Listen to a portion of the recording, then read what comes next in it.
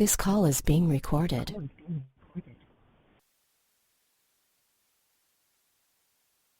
All right, y'all. I'd like to welcome you to Folk Tales for Grown Folks.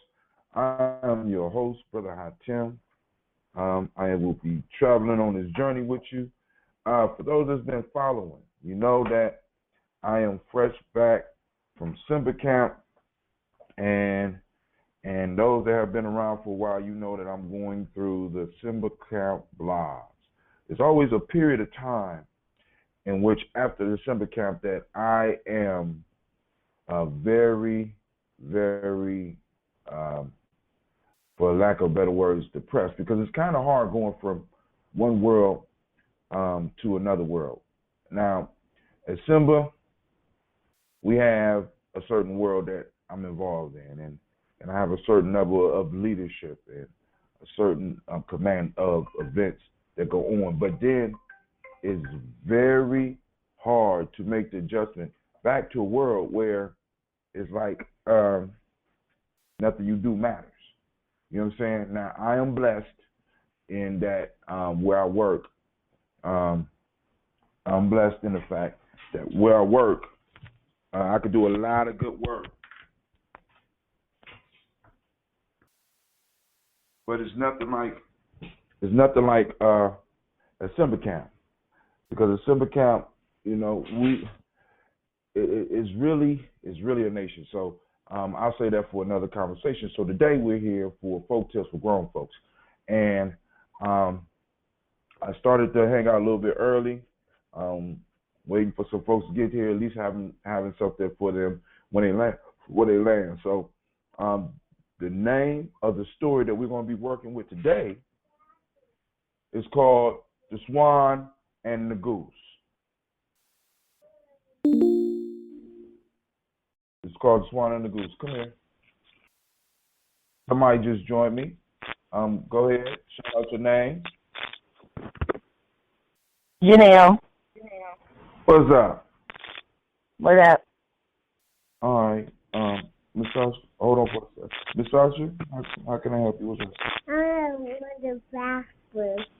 Baby, you ain't got to come tell me you want to go to the bathroom. Go into the bathroom. And you're going to go to the bathroom right during the showtime. You see the mic come on. All right, so let's get into the folk tale. So, folk tale for the day is The Swan and the Goose. And on the Hangout, I don't know whether you are you on the Hangout or are you on the Uber conference? You on the Uber conference. Okay, you called in. All right. Can you see the screen? No. I'm not. You on your phone then? You on your phone? Yes. Okay. All right, that's cool. So I'll read the story out loud, and then we can discuss it and where the conversation goes from there. We can move it on. All right. Woo! Hold on. Let me handle that buzzing for a second. All right. So this is Miss Dark and So Lovely.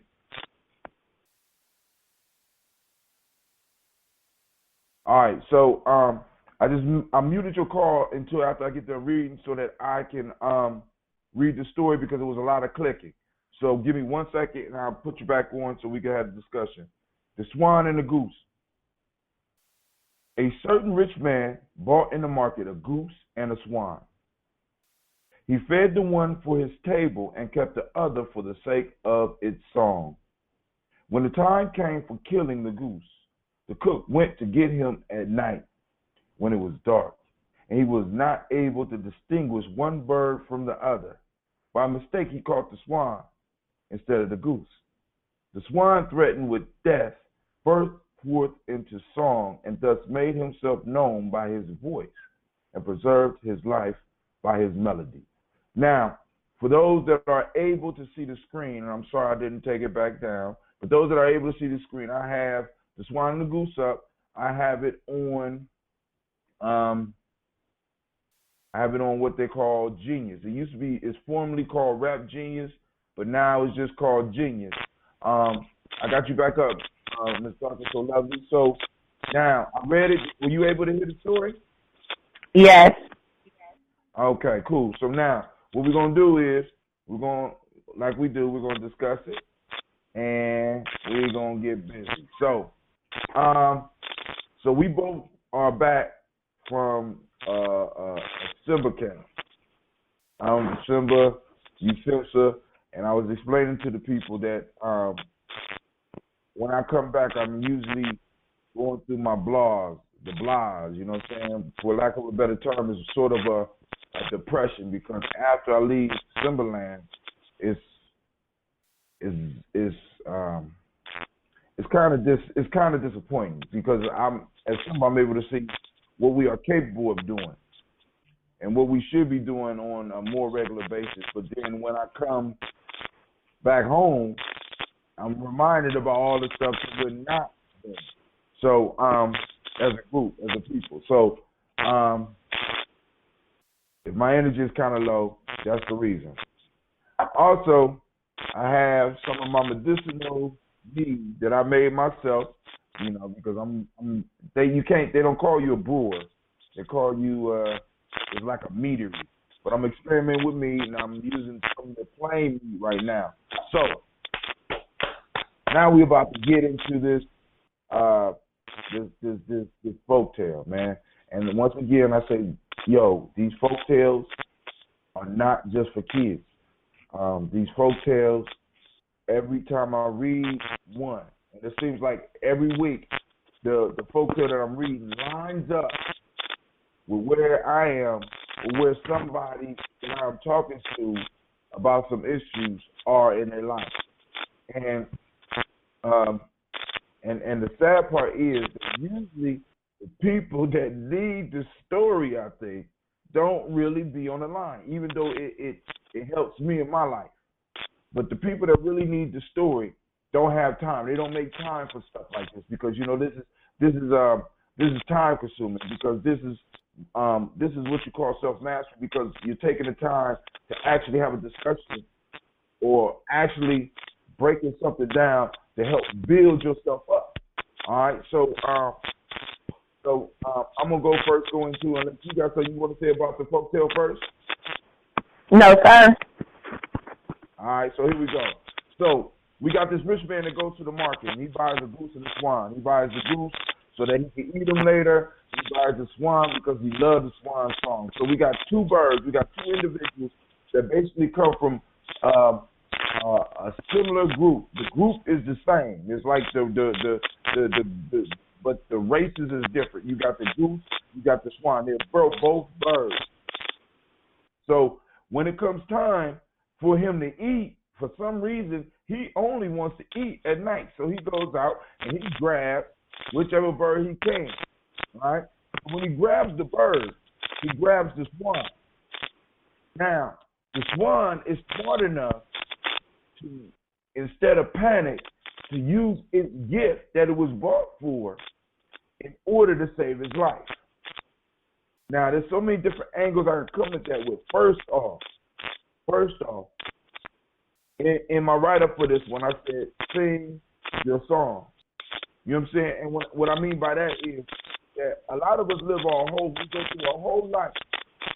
through a whole life without sharing our song, without sharing our gift. You know what I'm saying? This one was blessed in the way that it was bought to share his gift, because this man loved the swan song. So he bought the swan so that he could constantly hear the swan sing.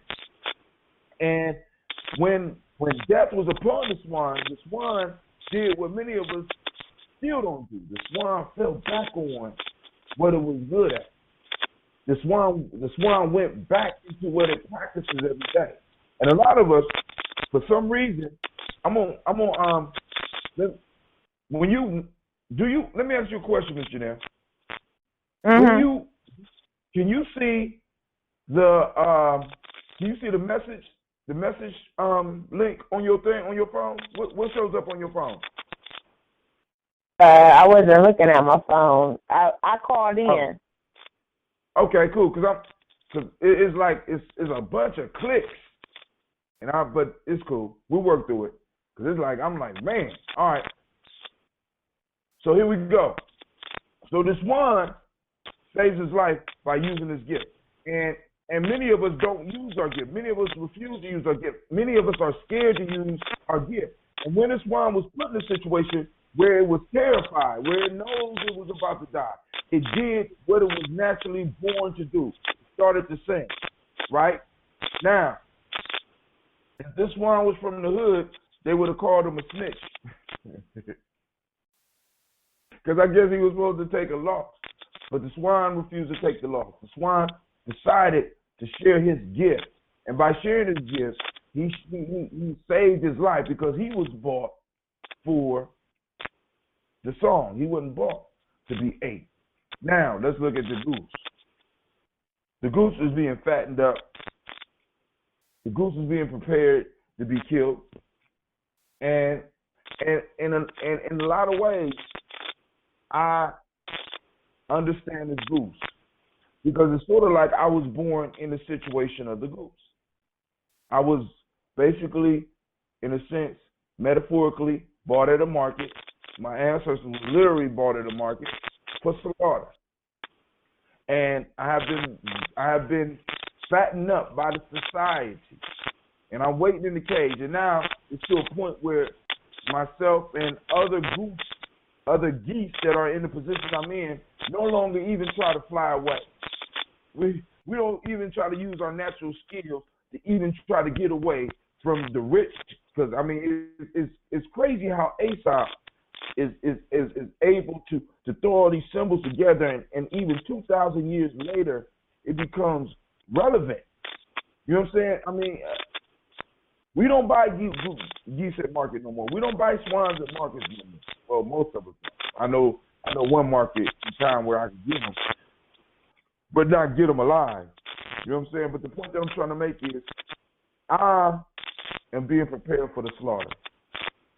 You may be being prepared for the slaughter. My question is, are you even trying to get away? You know what I'm saying? And some of you may be like the swan. Some of you may be using your talents to kind of lessen your pains. You know what I'm saying? But at any given time, a mistake can happen, and you'll end up like that swan on that chopping block. You know what I'm saying? Because either way it goes, both of those individuals are birds. Both of them provide meat, and both of them can be eaten. One is just being saved by the fact that it has a song that the master likes, that the rich man likes. But as soon as that song becomes born, what you think is going to happen to that swan? You know what I'm saying? Many of us are singing. I mean, even in us singing, we still remain in our cage. What I'm proposing is that we, unlike the goose and the swan, don't be satisfied with the cage. We need to get back to the wild, because that's where we came from. We need to get back to the wild. We need to get back to freedom, rather than just waiting for our fate. One being fattened, one is entertainment. One being fattened for the slaughter, the other sings and dances. You know what I'm saying? I mean, it's sort of these birds' lives kind of parallel the situation we are in as African Americans. You know what I'm saying? It parallels the situation. Well, it's almost like either we. Go ahead. I'm sorry to interrupt, but I do want to say you said that. It sounds like I'm echoing. Hello? I'm here. Can you hear me? Yeah. Am I echoing?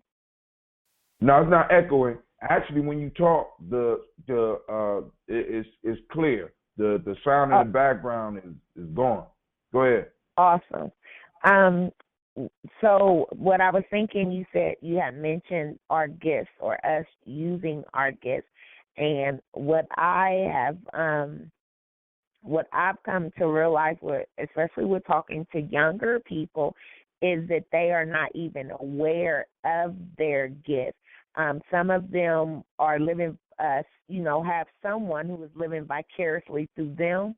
So their gift, or what they think is their gift, is actually someone else's gift, that they've been gifted. But it's not their gift. And because they're so wrapped up in other people, and those living vicariously through them, they do not even know what their gift is. So sometimes you have to speak, you have to engage them in a conversation that would even get them to think about what it is that they do well, what is it that they do naturally, what is it that they do that doesn't require much effort, or what is it that they would do for free, or what is it that they do and they really enjoy it. It's like digging, talking with some people, even adults. I can't tell you the number of adults that I know that still don't know what they want to be. You know what I'm saying? Like,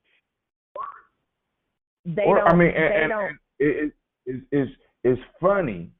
You know what I'm saying? Because I heard you laugh. It's funny, but at the same time, it's sad. You know what I'm saying? Because we are the ones that's supposed to be leading our kids.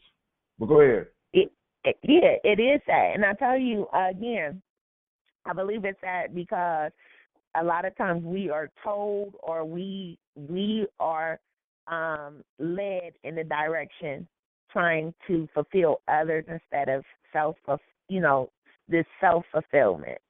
What is, like I said, what is it that makes us happy? What is it that we do well? One of the things I want to add to that is we do what other people want us to do, or we do or I run into a lot of people that, one, because that's in the situation that you're talking about, but then we also run into those who are taking the easiest path.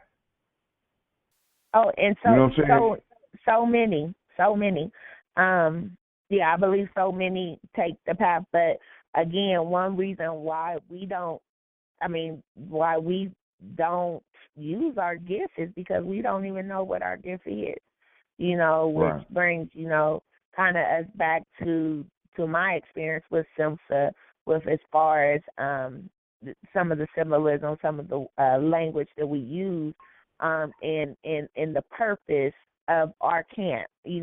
Unlike you, Hatem, when I returned, I was rejuvenated. You know what I'm saying? I quickly began praying for 2 extra hours to be added onto the day so that I may have time to fulfill all my requirements, because I felt, it was an experience for me. So I kind of came back refreshed, new, ready and rejuvenated, Now did I come back to some harsh reality? Yes, but I did feel like my zealous soul was refilled. And for sometimes I have felt like I was losing my zealousness. For the last year, actually, I felt like I was losing my zeal. So to be amongst the sisters and the young ladies, the SIMSAs at camp, it gave me a renewed spirit. So I'm back here like Holyfield. I don't know if that's a good maybe I should try another Money Mayweather. Yeah, I don't know. Is he back in the ring or something? Or is he? I don't know. I'm just thinking, like, wasn't he the first one to lay Tyson out? Like, no, that was Buster Douglas did that. Oh, Buster Douglas. Okay, then I got the wrong guy. I know wait a minute, but he did. Holyfield laid him down as well, right? That's when he did. Yeah, but nobody laid down Mike Tyson until Buster Douglas showed that it was possible. Oh, okay, okay. You know what I mean? And that's a powerful piece right there in itself. But but a lot of people are and this goes back to another folk tales, and this is what's powerful about these things, because then they start linking up. This goes to the folk tale called the Ugly Duckling. You remember that one when you was little? The Ugly Duckling, yes, I do remember the Ugly Duckling. The Ugly Duckling was a whole piece about a bird not knowing who it was. You know what I'm saying? His whole life it thought it was a duck. You know what I'm saying? And it took abuse because it looked different from a duck, right? But when you listen to the actual story, the actual story is like, I mean, it gets into it gets into the abuse that it goes through. It gets into the experience that it has in the world. It gets into where it sees swans in a lake, and it wishes that it's a swan, and then all of a sudden, one day it looks into the water and it turns, and this whole time, it was actually a swan. Oh, that's deep. That's deep. It also makes me think of a diamond, because I could just imagine how a diamond covered with coal could feel next to a blaze, a bright diamond. There's always already experienced the pressure and everything, and it's already been cleaned. Off, it's already been polished. Sitting next to a piece of coal or a diamond in the rough, you may feel yourself. Might not feel right. And in a sense, so one of the issues, I think one of the things that this story is talking about is, one, utilizing your gifts. But the sad part for me is that neither one of the birds really strove for freedom. You understand what I'm saying? I mean, because it's like, I got something deeper to say too. I got something else to say.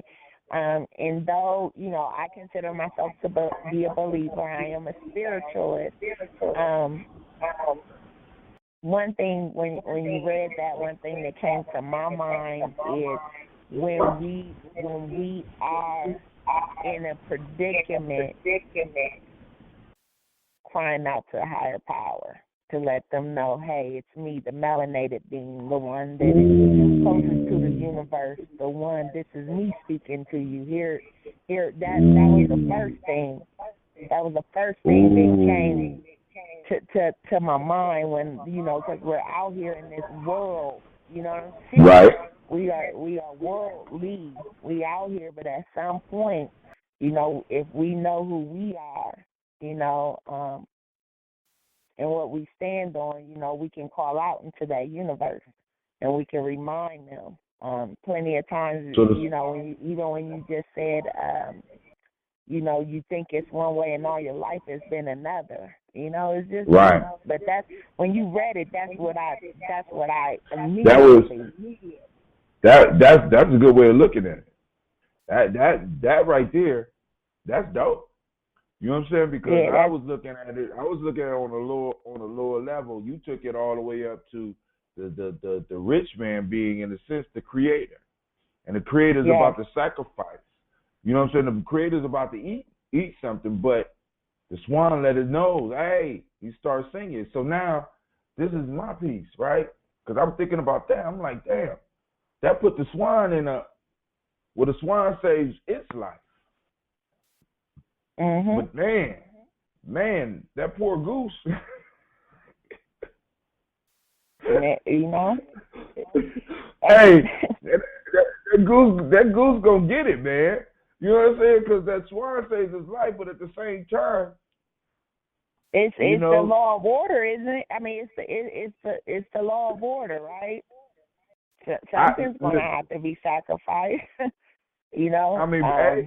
I mean, something has to be sacrificed, and I'm not necessarily feeling sorry for the goose, but then again, I kind of feel sorry for the goose because sometimes I'm in the goose's position. You understand what I'm saying? You know what I'm saying? Because we all been there, where somebody else got snatched up for you for what you were supposed to be doing, and it's all good until the person that got snatched up starts to sing. That's snitching. You know what I'm saying? But in a sense, that wouldn't even be snitching because the swan and the goose wasn't in cahoots together. So I could dig it. Yeah, exactly. But then that brings it back to, in a sense, many of us have a contract for our areas, or I use areas, but have a contract with our community that don't allow us to sing. It's almost like the environment we in, even though we may be the swans of the universe, got us sitting quietly and being slaughtered like geese. Well, geese, because geese is the plural of goose. You understand what I'm saying? So it has us it has us sitting silently rather than doing like the Swan done and something. We don't think we even have a voice. We don't think that our voice has power. We don't think that our voice is beautiful enough to steal the hand. See, because that's one of the things that kind of inspired me with this was the Swan. It said the Swan, threatened with death, burst forth into song, and thus made himself known by his voice and preserved his life by his melody. The Swan threatened with death. See, because listen, the Swan is just a dumb bird in a sense. It didn't know necessarily that it was brought there just for its song, right? It didn't know. You know what I'm saying? So in its dying moment, in the moment when the blade is about to reach its neck, the thing that this sun is so powerful to me, it's so beautiful when you think about it, it bursts into what it does best. It bursts into song. And thus, and it say thus making itself known. It didn't say it did this to make itself known. It said thus making itself known. The owner knew right away, oh, I got the wrong bird. Listen to that beauty. Listen to that sound. Listen to that. You know what I'm saying? And the owner was moved enough to be like, boom, no, thank you for singing because I would have ate. I would have consumed you in the wrong way. Because either way, both of those birds are being consumed. One is being consumed for entertainment. One is being consumed to sustain the body. But by the bird bursting into song, it saved his life. And a lot of our children, a lot of our adults are not bursting into their song, even before they even get the blade put to their neck. But especially when they get the blade put to their neck, they're not bursting into their song. They're not bursting into their gifts. You know, because one, they don't know about it, or two, they have just basically given up on it. Or three, they're living somebody else's. They bust into somebody else's song. You know what I'm saying? They're not busting into theirs. So, you got anything else you want to add to this one? No. All right. Well, this one has been murdered. So now, what I want to do is, first off, it's never too late and it's never too early to start supporting Simba and especially through the Columbus chapter. So right now, those that are on the Hangout, most of y'all are not on the Hangout right now. So I'm going to read out. You go to CrowdRise/Simba Cole /SIMBA/fundraiser/Hatim. Or you can just look up Rescue, Release, and Restore on CrowdRise, and you can make a donation to Simba. All right, the money goes straight to Simba. And, hey, we ain't starting to raise money now because next year we need a bus. I can't do this van thing any longer. All right. Also, those of you that want to support the journey, you go to tribe.Gye-Nyame/registration, and we got a tip jar on there. And also, we got some membership packages. You ain't have to worry about the membership packages yet. You know what I'm saying? But if you want to sign up for one, you can. I greatly appreciate it. And I will make everything happen that's supposed to happen for you. But we have a tip jar. So if you like what we're doing, you want to contribute to what we're doing, go and hit that tip jar. Because first off, we got to cap it whole. Because we try to pay for these camping trips in advance. We try to raise money for Simba all year round. Simba and Simba now. But we have a camping trip coming up on